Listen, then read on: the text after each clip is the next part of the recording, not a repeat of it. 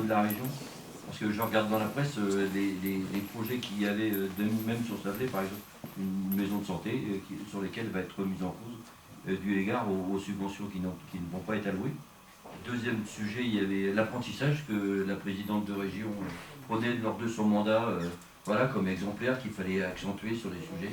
La taxe d'apprentissage, messieurs, vous allez vous en passer. Et puis le troisième sujet quand même, je pense qu'au niveau, ça fait l'onde de choc sur la région des Pays de la Loire, elle va se ressentir.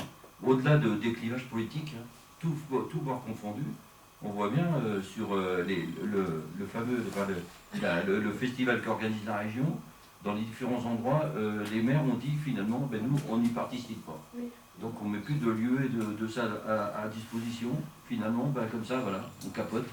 Finalement, c'est du boycott, mais je trouve que c'est intelligent, parce qu'à un moment, il ne faut pas prendre les gens pour des jambons, on est d'accord. Moi, j'espère que peut-être comprendre avant le budget quand même, parce que ça risque de finir un peu mal l'affaire. Merci. Voilà, moi, je voulais juste rajouter que... Willy Jobin. Je voulais juste rajouter que nuire à la culture, c'est nuire à la réflexion des jeunes et des moins jeunes. Et on sait dans l'histoire là où ça a mené. Donc voilà, je ne comprends pas cette décision qui me dépasse totalement. Oui, Laurent Chartier. Juste pour préciser, effectivement, on a beaucoup parlé de la culture. Parce qu'effectivement, c'est un des chapitres importants. Il n'empêche qu'il n'y a pas que la culture qui est impactée. Souvent, on oublie aussi un autre grand levier de la vie quotidienne des habitants de la région, qui est le sport. Effectivement, aujourd'hui, déjà, la région finançait très peu sur le sport, dans le sport, je dirais, de masse, à travers les clubs.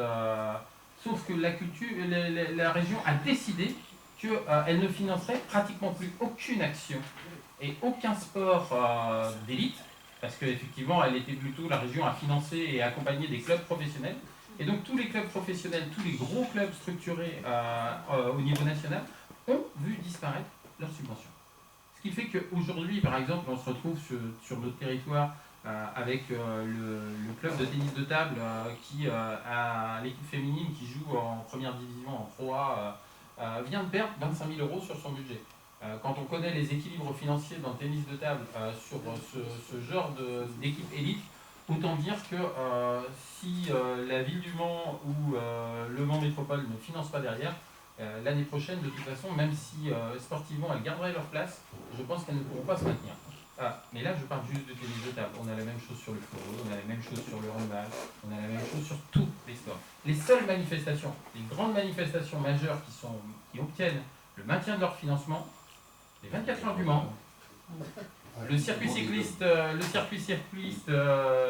Pays de la Loire et le Vendée Globe. Non, le circuit cycliste a diminué. Oui, mais il maintient sa subvention. Enfin, disons que le conseil régional était très embêté. Le circuit cycliste vient de passer circuit cycliste Pays de la Loire il y a 2 ans. Donc ça aurait quand même fait désordre d'éteindre une compétition qui avait 60 ans d'existence parce que la région avait décidé de tout arrêter. Donc, mais c'est redoutable. 3 manifestations sportives, les manifestations culturelles, la manifestation culturelle phare qui est la folle journée à Nantes, le budget a été massacré.